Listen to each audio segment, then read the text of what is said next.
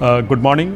We have with us Ms. Geetha Ramamoorthi, Vice President and Managing Director, KBR India. Good morning, ma'am. Good morning. What's the industry trend that you see in the chemical sector for 2025, and what role will KBR India do in that scheme of things? Sure. I think with all the changes happening in the geopolitical side of things, we see that there's been a bit of slowdown in some areas. I mean, if you look at refining and petrochemicals in particular, we didn't see too much traction in the recent past. But I think slowly, when the geopolitical situation settles down, we will start to see some shift. Based on some of the intelligence that we are getting, where some major investments will be going into building the refining capacity. Because if you see the government, focus over the next 4-5 years, they really want to enhance our resilience and focus on energy security. For that, whether it's LNG, or basically building in all the components you need to fire the energy part, we see that there will be significant investments going in both from public and private sector. And as far as the petrochemical industry is concerned, it always is cyclical. But having said that, I think there are some specific components that will continue to be in demand. And I also think that some policy shift is happening right now as we speak, whether it is in the state of Tamil Nadu or outside, across different states in India. We see that those policy shifts are going to fuel further growth, the next year. Maybe 2025 will be the start of a shift, but subsequent years will see major growth. Petrochemical looks to me on a brighter side. How do you see the chemical sector minus petrochemical? Yeah, chemical sector minus petrochemical. I think we are just talking about the implications of the fact that China has built huge capacities, and I think for India to play catch up, a lot more focus has to go in terms of not just the investment, but also in terms of providing that supply chain strength. Because today what is happening is we are forced to import some of those components. We are not seeing robust production happening internally here in India, domestically. For that to improve, I think government policies should provide more support, more enabling environments, so that the chemical industry can really leapfrog into the next stage. We see marginal growth, but I think there's a potential to double or triple that growth with the right support and with the right ecosystem also developing. Sustainability and net carbon zero is a hot topic. Where do we see your company in this scheme of things?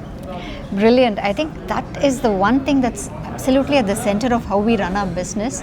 And for us, in every solution we provide, every product that we develop, sustainability is key. So even if you take as an example ammonia, we are the world's largest suppliers of licenses for ammonia, and more than 50% of the world's ammonia plants run on our technologies. What it means is that we ensure that the output is high, the productivity is high. At the same time, the carbon emissions are mitigated to a large extent. What we are also doing increasingly is to build in elements of decarbonization and carbon capture, which is allowing our clients to move faster towards their journey of net zero. Now, I want to also mention that different regions and countries are in a slightly different phase in terms of their progress towards net zero. We see Europe progressing much faster, Middle East showing a lot of momentum, and also Southeast Asia. I think we will start to see more of the global South playing a role here. And for KBR, because we have a huge global presence and proven expertise in all of these regions, we will be playing a massive role in driving those investments and helping our clients progress faster towards their net zero goals. There are two companies who are aggressively focusing on fertilizer sector. One is the Vedanta Group and the other is the AM Green. How do you see these two projects in the overall scheme of things of increasing fertilizer production and becoming Atmanirbhar? So yes, tremendous opportunity there. I think Vedanta, in recent times we are seeing that they're getting really aggressive in building capacities, and they are determined to make that shift towards harnessing the talent we have, harnessing the capabilities we have in India and the investments to really reach their goals. I see that we have a huge opportunity to achieve that state of Atmanirbhar if everything comes in together, which is apart from the investments coming in from players like Vedanta, the other ecosystem players, the partners, the investors, the consultants and the contractors, they all have to align in this journey and come up with a game plan where all of these projects that they are mapping out has to be delivered to cost, schedule and time, because without that you can't achieve. If you see this industry, that's one of the challenges we've always faced. Productivity issues, schedule overruns, cost overruns are there. So inherently, because of these challenges, what I feel personally is, whilst we have to continue to stick to the standard ways of delivering these projects, standard ways of coming up and building these capacities, how can we leverage the new technologies and data centric delivery to really drive the next phase of growth with precision, with predictability, and to provide the best bang for the buck.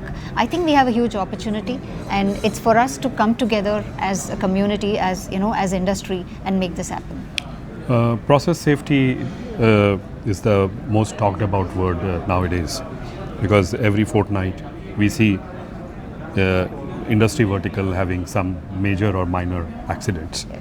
But the problem is nobody is keen to share what has happened in those incidents or accidents.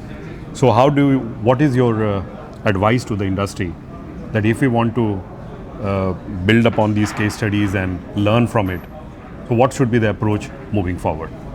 Very brilliant question. I think time has come for all the key players, companies in this sector to collaborate more. The success will only come to you if we collaborate more, share more, and empower each other. The more we share such lessons learned, the more we actually talk about it openly, not just the successes but also the failures and how we can prevent those failures in future. That's when we really have a better opportunity.